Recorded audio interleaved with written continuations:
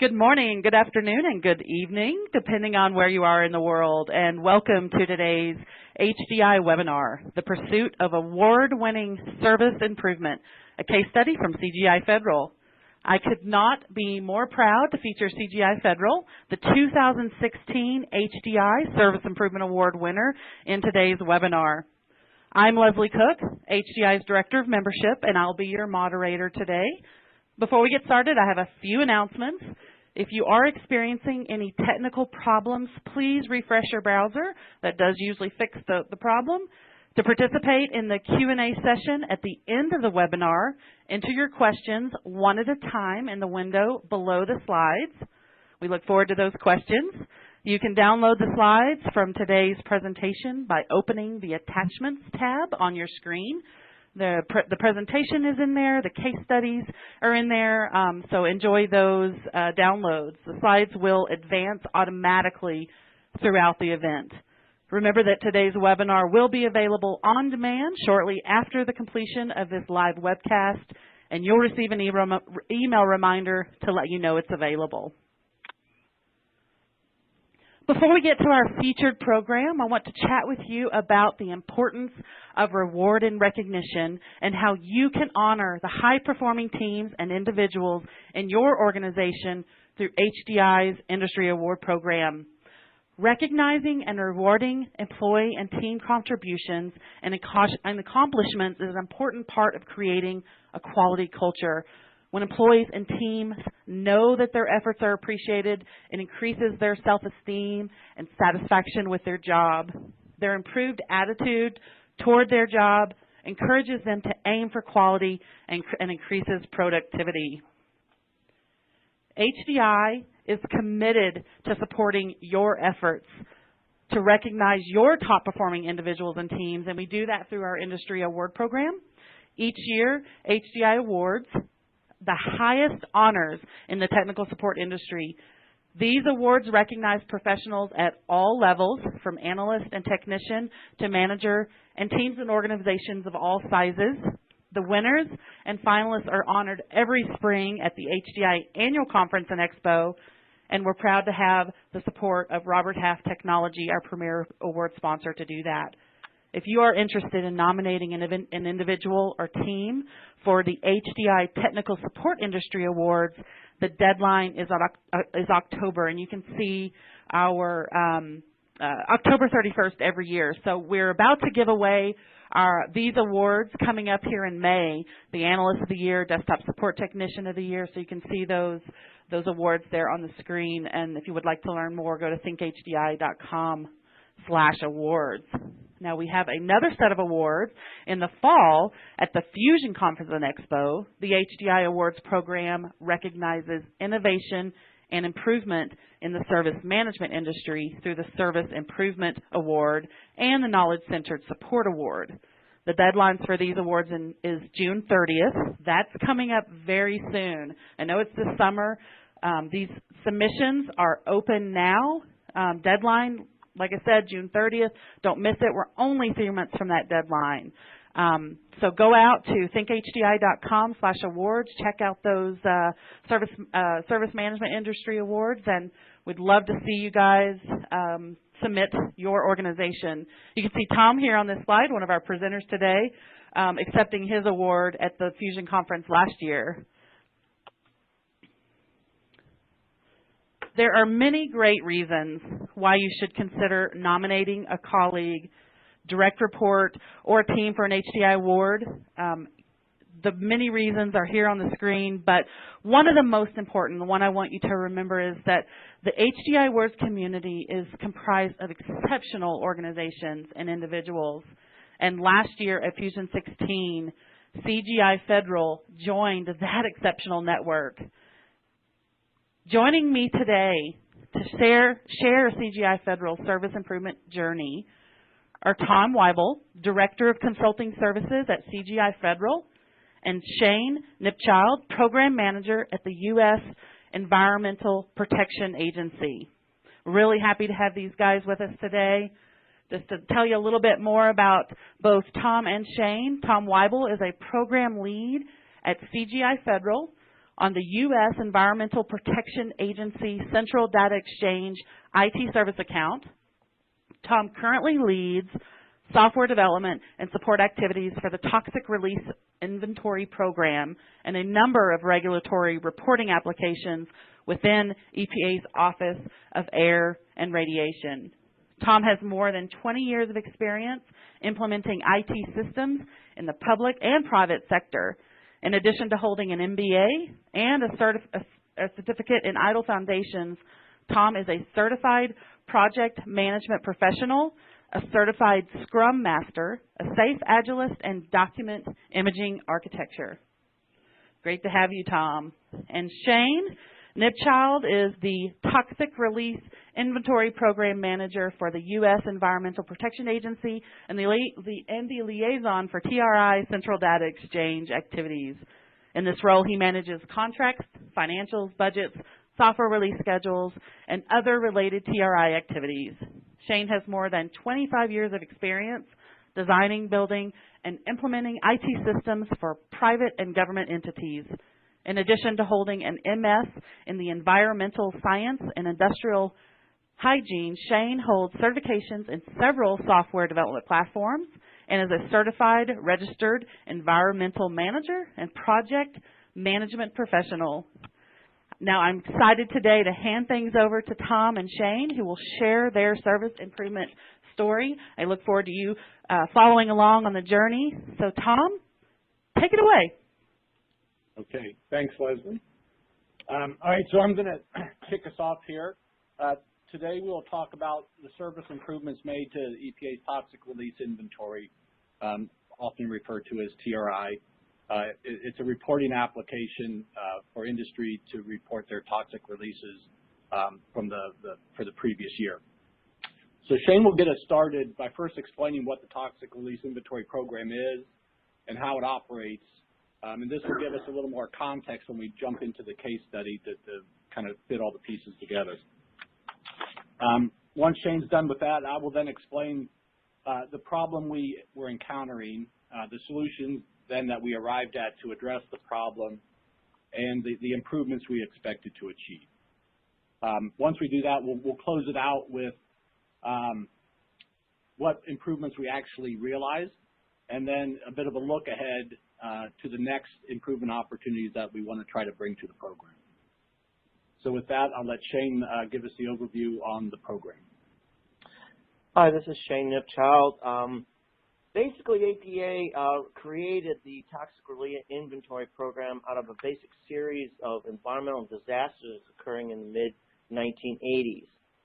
Both disasters were a result of toxic chemical releases by Union Carbide Company. The first disaster occurred in Bhopal, India in 1984, killing about 3,800 and injuring tens of thousands. This accident led to the passage of the first Community Right to Know law and EPA's Chemical Emergency Preparedness Program in 1985.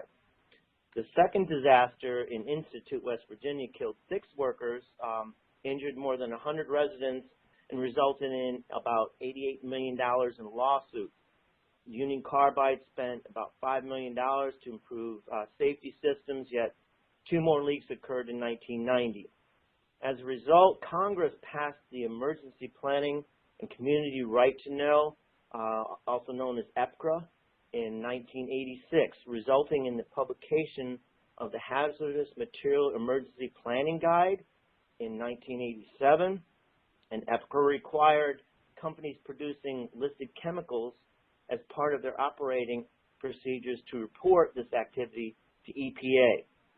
The first toxic release inventory reporting year was completed in 1987. The companies report and use production of toxic chemicals for the annual reporting to EPA. The reporting session opens in January and concludes July 1st for the reporting chemical released during that previous year. Following the reporting deadline, data quality checks and correction is performed to produce a clean set of data for use in preparing the national analysis, which is the primary product made available to the public each year. The national analysis presents current reporting year statistics of releases by chemical, region, state, and industrial sector, as well as a year-over-year trends in toxic chemical uses in production. The challenge each year is to publish the national analysis as early as possible so it can be useful and relevant. In the earlier days of the program, the national analysis was not published until 18 months after the reporting deadline. This lag time has been continually reduced over time, and the national analysis is now published 6 months after the reporting deadline. Our challenge is to now further reduce the data analysis and cleanup time to afford more time for preparing the national analysis. Okay, so with that, we'll start off with what the problem is that we were encountering. And basically, it was in that period of time that Shane identified as the data analysis and cleanup period. So the data analysis and cleanup phase has historically been very labor-intensive and time-consuming, involving multiple groups that work to make sure that we have a good data set available for use in preparation of the national analysis. So delays in getting the reports from all the companies and the delays in collecting errors in these reports ultimately delays the initiation of the analysis. And at times it may even require costly rework if the corrections are made very late in the cycle of producing the analysis. So the first group in the data analysis and cleanup process is what we refer to as the Data Processing Center, or the DPC. So in the early days of the program, when the reports were submitted using paper forms, the Data Processing Center staff actually did data entry, keying the data into the database. But now that we've moved to all electronic reporting, the Data Processing Center staff is much smaller, and they now simply reconcile the reporting of the facility name, address, location, and correcting other data discrepancies that the system will flag for review. So the ability to track a facility from year to year is really essential in the subsequent use of the reported information in the national analysis, because this is used by other environmental interest groups and many universities to do trending analysis and use those data sets for environmental justice and other types of analysis. So our strategy to address some of this problem was to look at the Data Processing Center and how they look at the statistics from the application they utilize to review the submitted reports. So rather than attempting to analyze every report, only questionable reports are routed for manual review and correction. So all reports received actually undergo what we call auto-reconciliation processing. So this addresses reports for any new facility or returning facility with discrepancies from the prior year. So if either of these two conditions are met, they're routed for manual reconciliation processing. So each year during the reporting season, we begin selecting enhancements to the data collection application for the next reporting season. And as part of this activity, we review help desk tickets, data processing center statistics, and general end user and EPA program office input.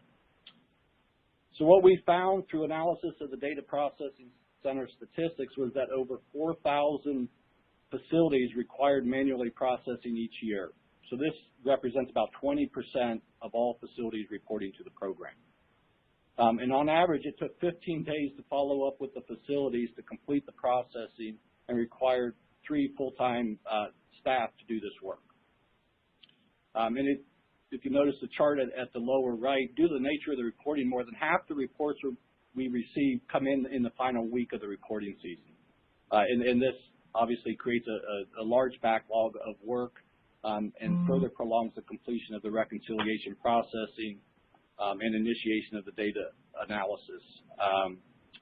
Up to, as it stood last year, was 40 days by the time the deadline closed and we were able to start actually the analysis of the data. So we felt we could reduce the processing time and start the national analysis much sooner if we could simply reduce the number of facilities requiring manual processing.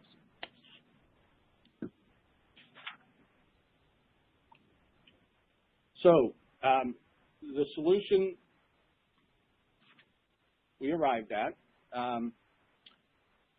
in our quest for the solution, the approach was to find the solution that would push the reconciliation to the front end of the process when the information was collected in order to avoid the back-end processing burden. Essentially, we wanted to find ways to transfer the data stewardship responsibility to the facilities rather than having EPA assume the responsibility.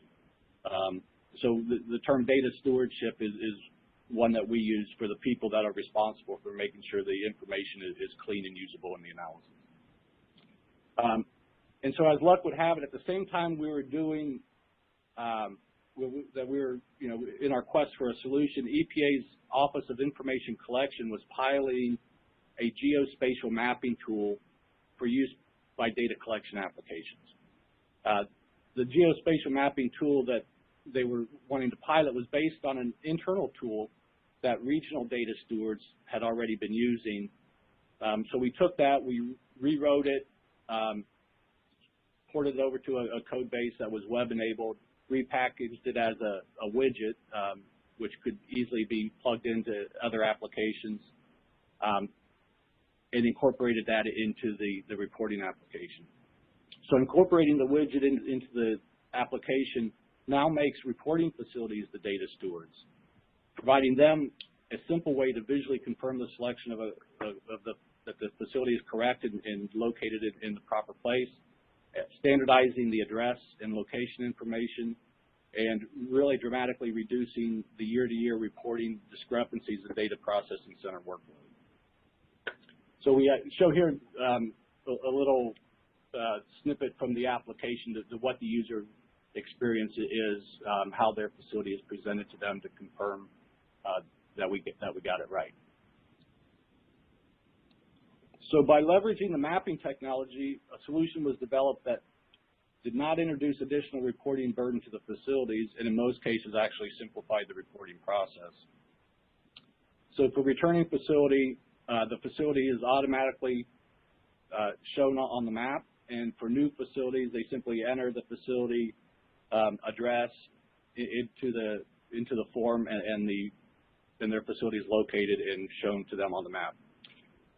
So the location can then be corrected graphically by simply moving a pin on the map to pinpoint where their facility is located. And so this process is familiar to most people who have used any of the Google Maps or any of the mobile mapping services that are available today. So this made the interface very intuitive and easily adopted. And so then we didn't stop there. We thought there would still be some residual reports coming in that that either duplicated a facility location or had some sort of discrepancy. And so we knew the data processing center would still have some manual reconciliation process to perform. So we incorporated the widget into the back-end data processing application as well, so that they could make changes on the back end when they were correcting the reports, and then make it available to the facility next time they were reporting, so the problem wouldn't be repeated.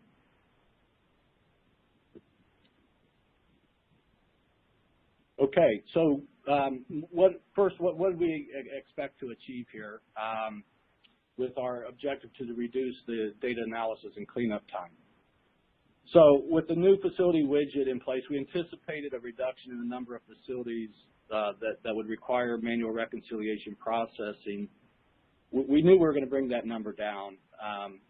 And so we were targeting, our real objective was to shorten the time that it took to do the data correction and get the data set available for the national analysis sooner. So we were targeting a 25% reduction in the time to get to the data analysis, the data set ready. So if we met this target, this would take the processing time from 40 days after the reporting deadline that we were able to produce the data set down to 30. So basically, we just wanted to get it turned around in 1 month. So we'd make the data set available at the beginning of August, given that we had a July deadline, rather than the middle of August, as we had been doing. So this would then give additional time to prepare the national analysis and have it ready for publication at the beginning of the following year. So that's what we were going for. What we actually achieved, we actually exceeded our expectations. Instead of reducing the time to finalize the data set for the national analysis, taking it from 40 to 30 days, we actually cut it in half. And we now have the data set ready within 20 days of the reporting deadline. This gives an entire additional month to complete the national analysis and get it ready for publication. So more thorough analysis, more in-depth analysis can be done, and it can be pushed out sooner to make it more usable. So this reduction was due largely to the reduction in the number of facilities requiring the manual reconciliation, a 50% reduction, but it was also the reduction in the processing time required per facility. So with the mapping widget available in the data processing center application, the data correction time per facility was reduced from the 15 days that we mentioned earlier to 5 days, and we were able to do it with fewer staff to achieve better performance. So we kind of had a three-way win there. So translating into monetary terms, the improvement really translated into $130,000 annual operating cost avoidance due to the fewer staff working a shorter period of time. Because the way the program was set up, historically would bring on data processing center staff at peak season, and then we would release the staff. So if we extrapolate this out to other similar programs within the EPA, the potential cost savings using this approach could reach $1.3 million annually when fully rolled out to other programs.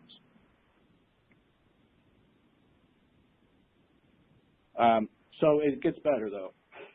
Not only did we were able to improve performance, reduce costs, but we did it. We had other collateral benefits, which was very rewarding, given that, if you recall, we were transferring processing burden from the back end to the front end, back out to the user community that is reporting to EPA. But even doing this, we did receive positive feedback from the surveys that we delivered through during the reporting season, and so some of the comments are shown here. So the feedback, the positive feedback, is really confirmation, I think, that we got this right.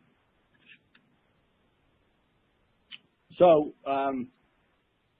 we don't stop here. The TRI reporting is an annual process, and so as soon as we start the next reporting season, the IT staff actually gets to work preparing the application for the following reporting season. So there's regulatory changes that we need to incorporate. There's enhancements that we need to incorporate, and we go about reviewing how the system performed during the previous reporting season. So what we do there is we look at a number of different data sources. We analyze help desk tickets, data processing center statistics. We review the central data exchange registration statistics. That's when people sign up to submit their reports. We review user surveys and then feedback from the regional offices that are in direct contact with the reporting facilities, and of course the tri-program office. So we do this every year, and invariably we will find issues, and then, if these issues are resolved, the objective is either to simplify the reporting for the facilities or streamline the processing on the back end for production of the national analysis. So we did that again this year, and typically we'll find one big item and then some other little things that need to be cleaned up. But our big one this year is to simplify what we refer to as the signing process. So any electronic document submitted to the EPA requires a digital signature by a company's corporate officer.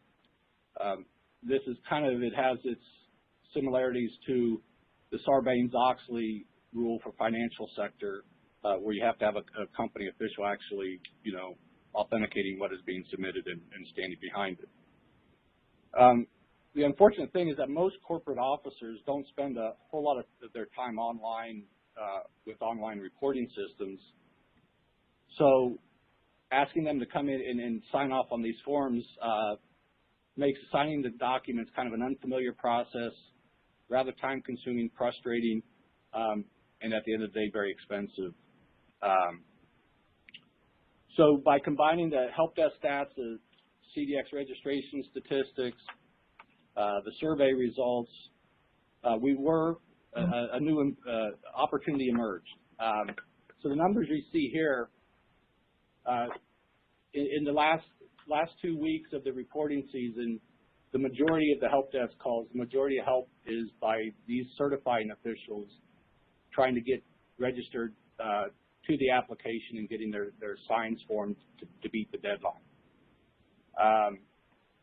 So combining that then with the registration statistics, 35% turnover in certifying officials means that, over a third of the certifying officials each year are new and have to go through the entire registration process and learn the system.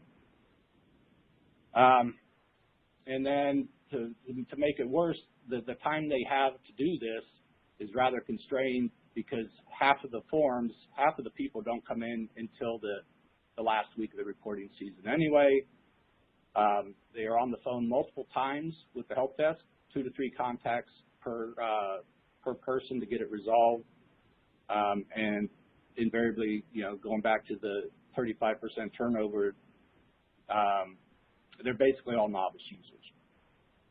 So we felt that was an obvious opportunity. If we could streamline the process, get them in a single session, get them registered, and get their forms signed, and hopefully even make it available in more of a mobile-ready application, that would really streamline the process and reduce help desk burden, reduce frustration on the reporting community. So that's the opportunity we're chasing this year. As luck would have it, again, elsewhere in the agency, there is work being done in this exact area that we're going to leverage and try to bring it into the application for the next reporting season. So with that, we'll open it up for discussion and questions. And Leslie, if you want to take it over. Absolutely. Thank you so much, Tom and Shane. I appreciate you sharing your story. So now we are moving into the question and answer portion of our event. So remember to click, if you have a question, click the questions button to submit your questions one at a time. We do have a question, Tom and Shane. The first question is, what prompted the project to get started? It's kind of a two-part question. So first, what prompted the project to get started? And were there other improvement opportunities not selected? Yeah, so like I was saying there at the end, we're on an annual development cycle, an annual release cycle. So we kind of go through this process every year, and we're actually looking for things that are kind of breakthrough, if you will. This one, with the facility widget, it just seemed right because it was a constant challenge. We started seeing, as we were looking at the statistics year over year, that we were basically doing the same corrections over and over again, and so we knew we needed to do something, and so that one surfaced to the top. The other one we closed out with here on the streamlining. We started getting glimpses of that at the same time, and there was kind of a decision, which one do we go after? And being an annual release and having budget considerations, we have to be selective. So we kind of just keep a backlog of enhancements that we want to tackle, and then that's kind of the beginning of the year. We do backlog grooming, and really find the next opportunity to improve the system. So it's a continuous improvement process, if you will. Great, thank you. And the next question, were there any challenges or roadblocks in completing the initiative? If so, what were they and how did you overcome them? This is Shane. One of the roadblocks that we came up with is the original software and hardware that we were leveraging at the time. Given that the application was developed in 2005 for actual electronic reporting, so the software was much older, didn't have capabilities that we were looking to implement, very limited. It was older style coding, which in that particular realm, they included function within the coding. So what we've done at that particular point is we updated our hardware and supportive software, allowed us more features, more integration to allow this piece to happen. Yeah, and so another one, there's always the challenge to sell management on the idea, right? So what made it easy to actually sell the idea and get the funding to move ahead and do it is that we have the statistics to back it up. So we could say, we can expect this kind of cost reduction if we move ahead with this. So having that available and having the help desk stats, data processing center statistics, and even the survey results really helped us make the case. Great. Thank you. Let's see, what is next? Who was the primary driver of this project? Did it come from upper management? No, it came from it came from the team, and we had to then when we pushed it to management, and we got them excited about it. They signed off on it, and so yeah, it's pretty much grassroots, and we kind of do that each year. Yep. And so it came from the team, and I'm assuming you and Shane were the primary drivers of the project. Well, we run in an agile environment. So Shane's basically your product owner, and he has a team from EPA, some technical advisors, and then he reports to the program office. And then I'm the project manager from CGI, but so I guess you'd say that Shane drives it and the program office drives it, but being in an agile environment, it's really the team that's driving it. Awesome. I have another question that has come in. How can other organizations benefit from your experience? And then it's, again, a multi-part question. So what can other organizations benefit from, how can other organizations benefit from your experience? And the second part is, what are 2 or 3 things you accomplished that they should think about, or I guess the audience should think about? Yeah, you have some input? Yeah, actually, I'm going to address the latter, 2 or 3 things that we actually accomplished. We were actually able to significantly reduce the lines of code that we had and significantly reduce the net amount of web paging that we used. I think we went from almost 200 web pages to 68. That improves the efficiency of the system quite a bit and usability. So those were 2 things that we really saw at the end, and improved efficiency of the system. Yeah. So I guess I'll take the first half of the question. I think the biggest thing, and probably our biggest message in this, and what we really try to take advantage of, there's so much information out there that will tell you how your system needs to be improved and where you can reduce cost in your operations if you just make it a habit of looking, right? So the tickets to the help desk, the service desk operations statistics, and then the users' feedback through the surveys. We are never at a loss for how to improve the system and make it run more efficiently. And to add on to that, we also leveraging what was out there. You heard Tom mention about there was a software out there that we converted to a widget, and we were able to leverage that widget. And there's other software out there that we're potentially looking to leverage and create as a widget so that it can be used in multiple environments.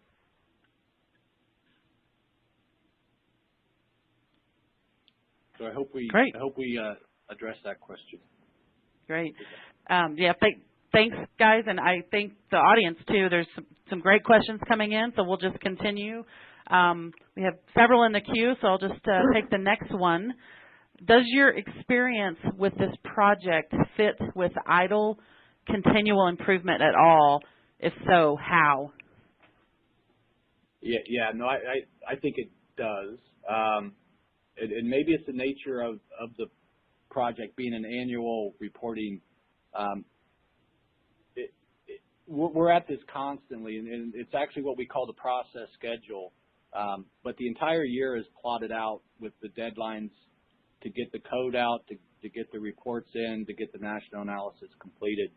So it's really programmed into just how we operate, that there's a period of time when, when we do the service desk data mining, the help desk data mining, find the new enhancements, find the solutions, work them into the product. So yeah, I think it's almost a blueprint for idle continuous improvement. Great. Thank you. Next question is, how important is the financial benefit to the overall success of this project?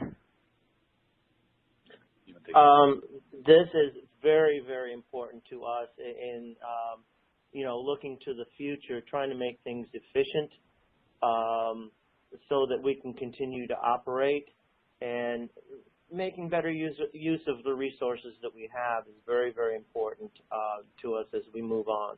But those are kind of one of the main drivers from at least my project management stance. Yeah, because what wasn't shown in this case study was what preceded it. So probably 3 years ago, the electronic reporting rule was rolled out because there were still people as of 2012 submitting paper. And so the rule went out that everybody from this day forward shall now report electronically. And so the staff at that time was actually, when we were still supporting paper processing, we had up to 11 data processing center staff cleaning up the data and getting it ready for the national analysis. Now we're down to 3. So, when we got down to, like 5, we were thinking, okay, how much further can we go? Can we go any further? And now we've gotten that down to 3, and we're actually this year down to 1.5 staff. So it's quite the journey this program has been on, but it continually becomes more and more efficient. In cost avoidance, as we all know, in this environment, operating with less money is important for government entities. Great. We'll just continue up to the next question, also related to IDLE. Is it possible to be 100% compliant with IDLE framework and also make sure that client requirements are met? I don't think we're a purist with ITIL or with Agile Scrum. I mean, we apply the principles, and what works for us, we retain. What isn't working, we work around, I guess. So I don't know, can you? Yeah, I think you can comply with the intent of the ITIL framework, the intent of the Agile Scrum framework, and be productive. There is, I think, an inherent misconception with Agile that it's a cost reducer for your product development. It not always is, but then at the same time, the cost of the program isn't just the development of the application. And if you focus on the system and the cost of operating the system, then you can justify what you spend on development. So hopefully that, if that didn't hit the question, get it back in the queue and tell me what we missed. Absolutely. Let's see, where do we want to go next? Let's see, did you use the waterfall method of project management for this, or did you use another methodology? Yeah, no, Agile Scrum the entire way. So we operate in 2-week sprints. We do a sprint review at the end of each one. We had a lot of what we call JAD sessions that were like probably every other sprint, where we would really get together as a team for the day, review where we were, and then do hit any of the big issues that needed to be smoothed out. But yeah, definitely not waterfall. So yeah. Right. Okay. In the big three, people, process, technology, which was the most important for this project in your opinion? Probably I would say people. The people, yes. Getting the right people to the table, getting the right responses that we needed to address issues, getting the right people with the technical knowledge, all that type at the right time. It was really somewhat of a challenge at points, but it paid off in the end to have the correct people at the table to make the difference. Fantastic. Few more questions, and again, keep sending them in the queue. We do have plenty of time for questions. Next is, how did you arrive at the idea to use a mapping service to solve the data quality problem? Yeah, and maybe we got lucky. Maybe it was serendipity. So I think we knew we needed to push to get better data quality in, so we didn't have to keep correcting things. So our question was, okay, how are we going to make it easier for the reporters to give us clean data from the start? And like I mentioned during the presentation, there was a pilot effort going on at the same time within another part of the agency, where they were working on what they call the facility registry. And the regional data stewards had been using an Apex tool to basically, when the data would come in from all the reporting programs, it would go to be pushed into a back end, the facility repository, and then the EPA would have a staff of people that's farmed out to the region in there perfecting the data. And so they were already using a tool that was doing this, but it was just at the wrong place, right? So we said, wait a minute, let's put that out to the front end, because it would be easier to have 88,000 people doing it rather than the 10 data stewards. And so that's kind of how we arrived at it. We saw a technology that was being used somewhere else. We repurposed it and made it available through the front end to the people actually submitting the reports. I'd like to also add that geomapping was a principle at EPA quite a few years ago and in its infancy, and it was just starting to come more in light and usable from other divisions. So there was an initiative years ago to try to do this, so this is something that as a result of those initiatives that we leveraged.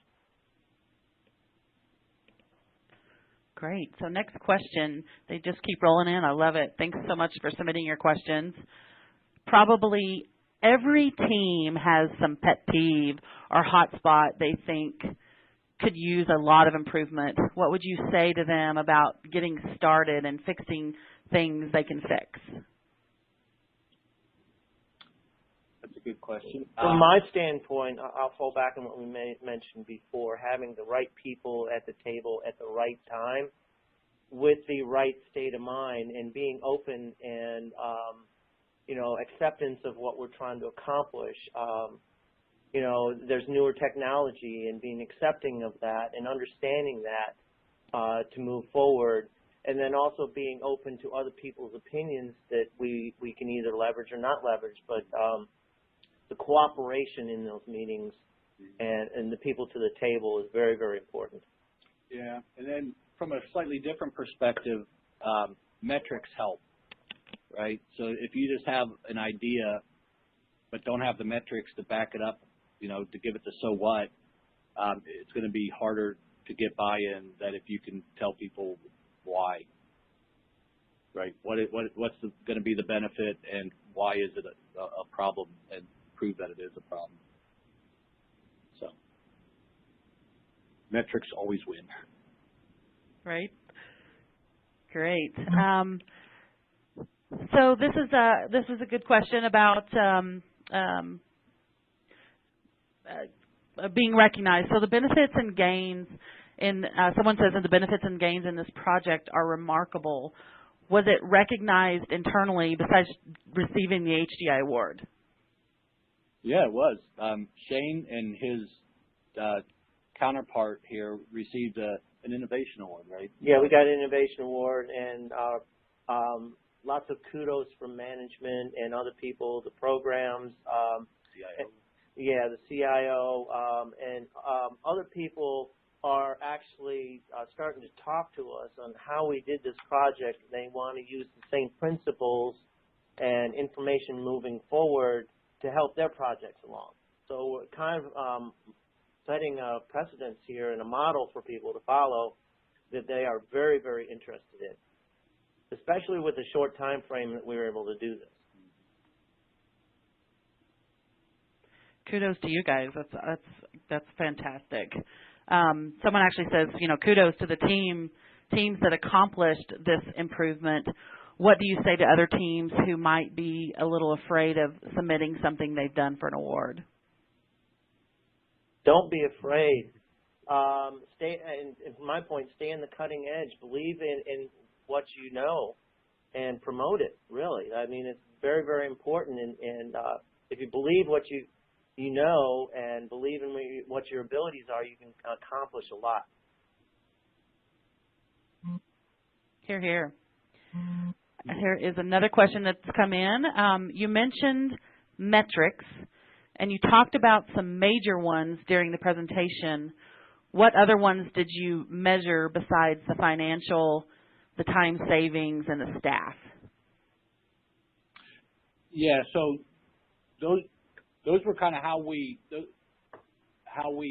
translated it into, that's kind of the tail end, the improvements, how we characterized how this would be improved. But the front end metrics were the raw data, right? So, so that's kind of the bang for the buck. So when I say metrics, I guess there's two sides to it. The metrics that you're looking at to see where there's problems, and those are the types of help desk tickets, who's submitting them, how frequently they're submitting, things like that. So that's what we look at on a regular basis. But then to try to translate it into the language of your management to get them to say, go ahead and do that, everything has to come down to dollars, right? And so you're going to have to figure out, how do I represent this in dollars? Well, with a support staff, the biggest cost are people, right? And so that's easy to translate hours of work into dollars. So I think you have to take your raw metrics that are, that you can collect, but then they always have to be translated into dollars at some stage, or FTEs, something like that. Well, I'd also add with that resource metrics, because you're always looking at ways of, for instance, storage space, hardware, software usage, licenses, web spacing, all that type of stuff, all cost money. And anytime you introduce those in a metrics and show that, like we said, we reduced the number of web pages from around 200 to like 68. And that's a resource that we leverage. Those are things that are very important as we go forward. Also the code base. I mean, that's a resource that we've streamlined and now made it easier to make changes to it, to make updates. We're actually able to update some of the system information outside the code. So that saves us further money and resources. And then someone asked, do you think big data analytics will be an important part of tech support industry? Yeah. It's big here at EPA. They collect a lot of programs collecting a lot of data, and that's kind of interesting because this technology we're using, with the facility, that kind of is central to some of this because it's the location information where chemical releases are occurring and other programs are doing similar things. So, but yeah, big data is our national analysis too. Yeah. They use our TRI data in the national analysis, but they use all the other data sources within that to, for instance, pollution prevention information. They'll use other permit information, other resources within the government to make comparisons and analysis at the national analysis level for the public. Yeah, because people will take these data sets and they'll use them, merge them with climate data, meteorological data, census data, and start looking at patterns and telling stories. So yeah, the data sets we're producing here are actually widely used outside of EPA for just that type of analysis. Great. Another question is from the idea for this project, first to the day you called it complete, what was the total timeline? I'd like to separate that in actually two phases, because what we had to do first was update our hardware to make sure that we were able to complete all the pieces. So, and then we actually had to go through and make all the addressing the issues, the facility pieces and the widgets, incorporate them. But for what we did in this particular part of it for the facility integration was a year. So our timeline, so everything we do, typically we try to keep it within a release cycle. Some things we have to let, we have to skip a cycle. But, we finalize selection of all the enhancements typically in about March, April. We go into system testing, load testing in maybe October. And then we do final UAT before the holidays in November. And then we put the software on the shelf for deployment the coming January. But yeah, so to answer the question directly, less than a year, and probably the hands-on development time 18 months. Well, for the whole thing, hardware, software, everything was 18 months approximately.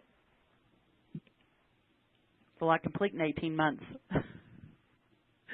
All right, we have a comment and one final question I've been saving. So the comment is someone wants to say thank you for sharing your story. It really conveys how much impact focusing on service can have. And I've been saving the last question. It's a nice way to kind of wrap up our Q&A. Someone asked a question to me, what is the process that led to this award and how was it judged?